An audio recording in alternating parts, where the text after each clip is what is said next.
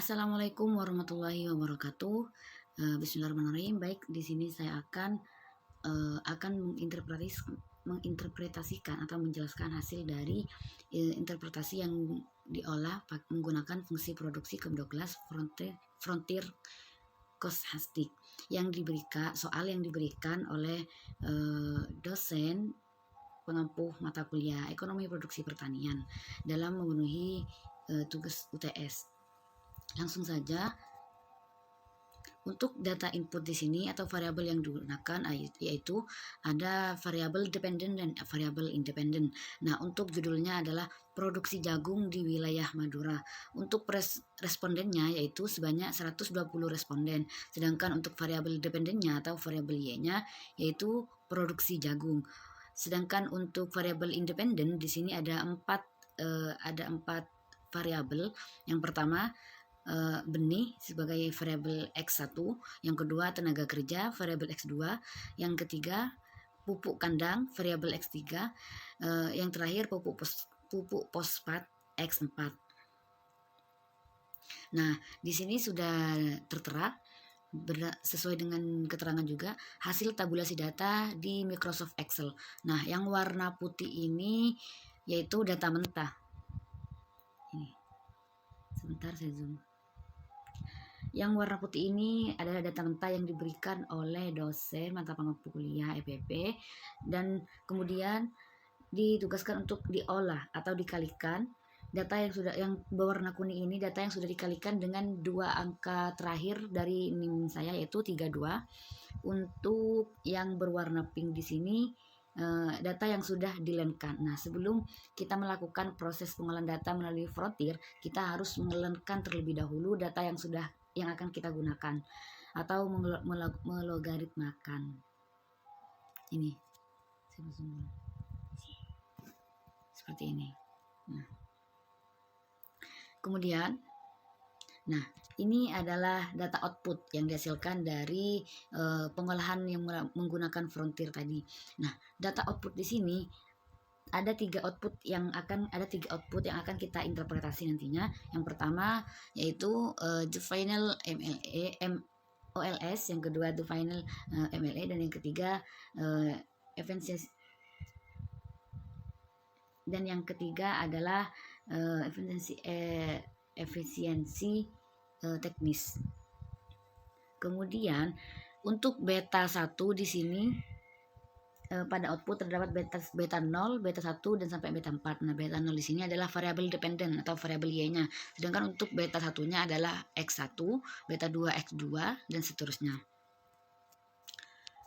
Selanjutnya persamaan dari fungsi produksi Frontier untuk menguji kode LR testnya.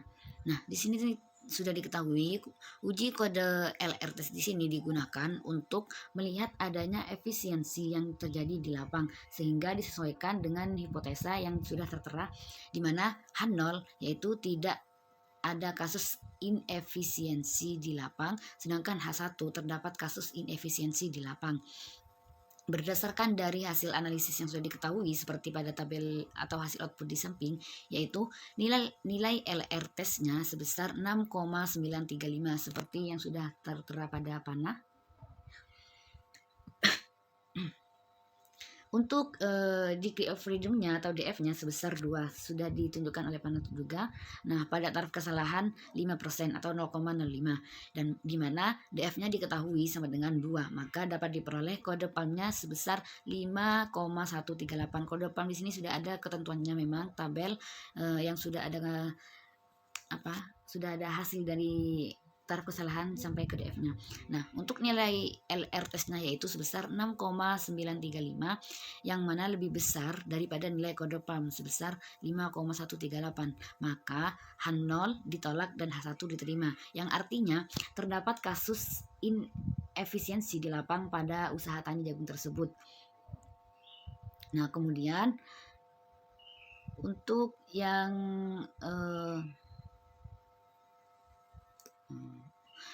selanjutnya yaitu untuk gamma test. Di sini yaitu pada gamma test di sini untuk berfungsi untuk mengetahui bagaimana seberapa besarnya error term itu yang terjadi, maka harus mencari nilai T tabel terlebih dahulu. Nah, pada taraf kesalahan di sini yang digunakan yaitu sebesar 5% atau 0,05, dan DF-nya sama dengan 116 yang diperoleh dari banyaknya responden dikurangi variabel independen atau variabel bebasnya, yaitu 120 dikurangi 4 sama dengan 116, maka diperoleh nilai T tabelnya sebesar 1,980. Berdasarkan dari nilai gamma dapat diketahui T hitungnya sebesar 12,32 yang nilai gamma sudah digaris bawahi pada hasil output di samping, yaitu sebesar 12,32, lebih besar dari T tabel atau 1,980. Maka artinya nilai koefisien gamma ini sebesar 90,20% yang disebabkan karena inefisiensi teknis, dan sisanya itu sebesar 9,8% yang disebabkan oleh adanya risiko. Selanjutnya yaitu hasil estimasi fungsi produksi frontier stokastis. Nah, pada fungsi di sini, pada estimasi di sini yaitu persamaan dari output OLS dan MLE. Nah, persamaan untuk fungsi produksi OLS di sini yaitu rumus fungsi persamaannya adalah YI sama dengan A plus sigma AJ XIJ tambah EI. Nah, di sini adalah error term. Nah, kenapa perbedaan dari fungsi produksi OLS sama fungsi produksi MLE ini terdapat di error termnya, yaitu untuk produksi OLS ini EI-nya adalah error term, sedangkan untuk yang di MLE ini adalah VI min UI. Nah, VI ini risiko, dengan UI ini inefisiensi teknisnya. Nah, perbedaannya terletak di situ. Kita langsung masukkan saja Y sama dengan persamaan Y sama dengan 2,501 adalah merupakan dari beta 0 atau variabel Y-nya ditambah 0,236 variabel X1 benih ditambah 0,209 dan seterusnya ditambah EI atau error term. Sedangkan untuk produksi yang MLE di sini sama halnya dengan yang di atas, kita ambil dari hasil dari yang koefisien itu 3,915 pada Y-nya minus X1-nya minus 0,699 untuk benih ditambah 0,257 tenaga kerja dikurangi minus 0,352 pupuk kandang plus 0,456 pupuk fosfat. Nah, untuk VI dikurangi UI-nya di sini yaitu 0,098 dikurangi 0,902. Nah, diperoleh dari mana? Yaitu 0,902 adalah nilai koefisien dari gamma. Jadi, untuk menghasilkan nilai 1, maka dikurangi 0,098. Selanjutnya yaitu pengaruh signifikansi variabel independen terhadap variabel dependen. Nah, ini adalah pengaruhnya.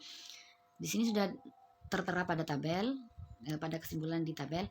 Untuk variabel yang pertama adalah konstanta atau variabel Y-nya atau variabel dependennya, dan benih X1, tenaga kerja X2, pupuk kandang X3, dan pupuk fosfat X3. Di sini berdasarkan hasil output pada the final MLE estimates are, dapat dinyatakan bahwa pada X1 diketahui T hitungnya sebesar minus 0,762, yang di sini dimana di sini kalau sudah minus sudah otomatis tidak signifikan karena sudah lebih kecil daripada T tabel. T tabelnya sebesar 1,980 yang artinya tidak berpengaruh secara signifikan terhadap produksi jagung. Pada X2 di sini diketahui T hitungnya sebesar 3,482 seperti pada di tabel, maka lebih besar daripada T tabel yaitu 1,980, yang artinya pada X2 di sini benih berpengaruh secara signifikan terhadap peningkatan ataupun penurunan dari produksi jagung tersebut. Maka jika X2 dinaikkan sebesar 1%, maka akan meningkat sebesar 0,257%. Nah, sedangkan pada X3 di sini diketahui T hitungnya sebesar minus 0,259 yang lebih kecil dari T tabel, dan artinya pada X3 benih tidak berpengaruh secara X3 tenaga kerja tidak berpengaruh secara signifikan terhadap produksi jagung. Nah, sedangkan pada X4 di sini adalah pupuk fosfat. Nah, pupuk fosfat di sini diketahui teh hitungnya sebesar 3,823 yang lebih besar daripada teh tabel. Maka artinya pupuk fosfat, mohon maaf karena di PPT tidak diganti pada sesuai dengan variabel independennya. Nah, pada variabel 4 di sini memiliki pengaruh secara signifikan terhadap peningkatan atau penurunan produksi jagung tersebut. Jika X4 dinaikkan sebesar 1%, maka akan meningkat juga sebesar 0,456%. Yang terakhir adalah, nah ini adalah hasil data dari efisiensi teknisnya pada usaha tani. Untuk interpretasinya yaitu pada data tersebut, data yang sebelumnya yang saya tunjukkan barusan, yaitu dari 120 responden, di sini hanya memiliki 15 petani yang dikatakan efisien secara teknis, di mana di sini ketentuannya yaitu di efisiensi nilai estimate, yaitu jika lebih dari 0,8 maka dapat dikatakan efisien secara teknis. Sedangkan jika sebaliknya, jika kurang dari 0,8 maka dikatakan tidak efisien secara teknis. Nah, di sini sudah diketahui dari hasil output technical efficiency estimate pada slide sebelumnya, dapat dikatakan bahwa dari 120 responden hanya 15 petani yang terdapat yang memiliki efisien secara teknis, yaitu terdapat pada nomor responden 48, 58, 62, 63, 65, 69, 72, 75, 88, 94, 92, 96, 112, 118, dan 120. Nah, jika dilihat dari nilai rata-ratanya, yaitu jika dilihat dari nilai rata-rata efisiensi petani yang ditemukan sebesar 0,633, yang artinya secara keseluruhan petani dapat dikatakan petani jagung Madura itu dikatakan tidak efisien secara teknis karena kurang dari 0,8. Nah, di sini ada dua kategori, yaitu responden yang memiliki nilai efisiensi secara teknis yang paling tinggi, yaitu terdapat pada responden nomor 58 dengan nilai efisien sebesar 0,862, yaitu lebih besar dari 0,8. Maka petani ini dikatakan efisien secara teknis.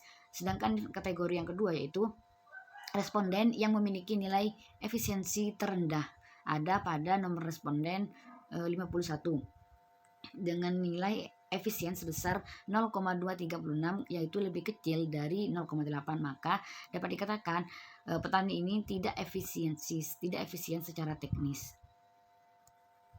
Nah, mungkin hanya itu yang dapat saya sampaikan. Akhirul kalam, wassalamualaikum warahmatullahi wabarakatuh.